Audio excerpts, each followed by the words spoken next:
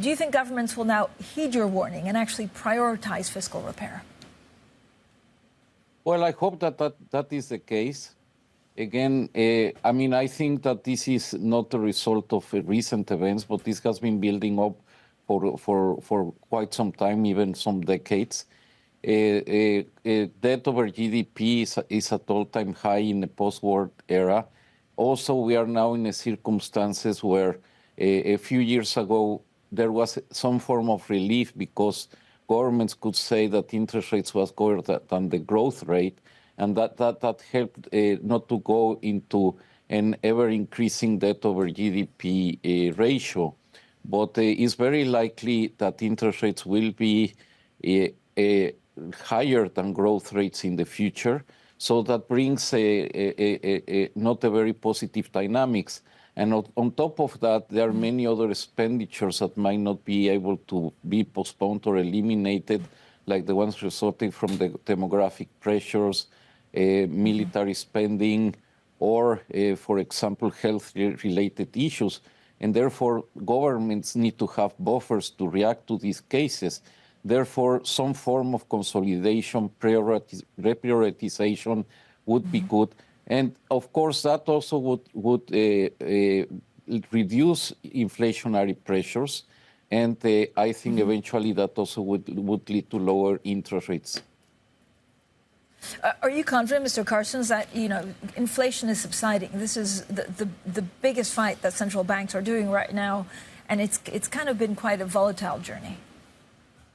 Well, I think it has gone very, very well. I think that in our annual economic report, we do a review of what happened during the last year. I am very positively surprised where we are today.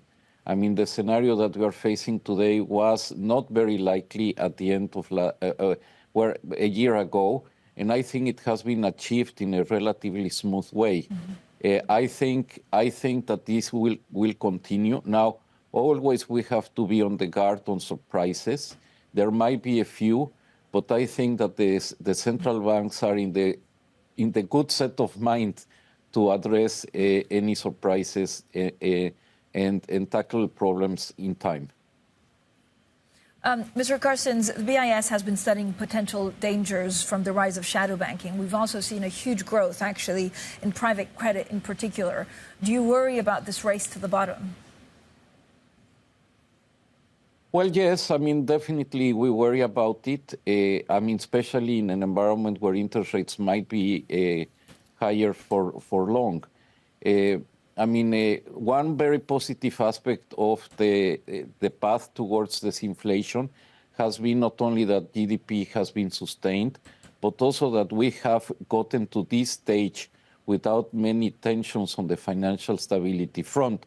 Last year we had some banking issues in both sides of the Atlantic, but today we really haven't seen much problems. Now there are some issues or features in the financial markets that probably has postponed the impact of the rise on interest rates, for example, fixed rates, longer maturities, and so on and so forth. These can change and will be changing in the near future, and that can bring some pressures. And one of the sectors where this can show up is precisely in the ones you just mentioned. So private equity seems to also be going through a pretty tough times in terms of valuations, in terms of disposals and higher borrowing costs. Could that have implications for the wider financial system? Well, the exposures of the banking system to private credit and so on is limited, is well identified. I think that in a way that limits the systematicity of any potential issue. How worried are you about commercial real estate? Enough to pay attention to it, but not enough to make me lose sleep at night.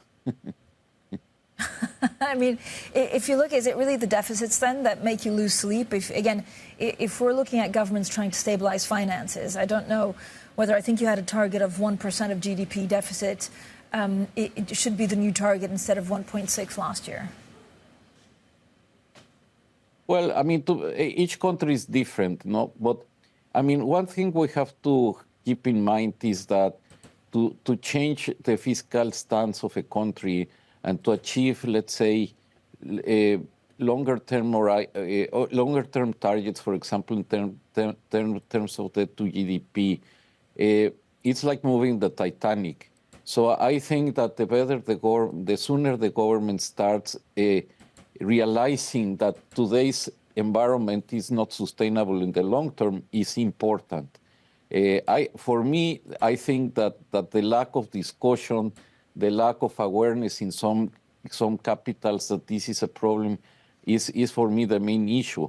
We have to start acting now because then, you can reach a situation where you really are in a vulnerable situation, and then minor things can trigger a run in the markets or dysfunction in the markets, and you don't want to be in that stage. Now, it's not very easy to see where you are with respect to that trigger point. But so the sooner you take action, the lower will be the possibility that you will find yourself in a very undesirable situation.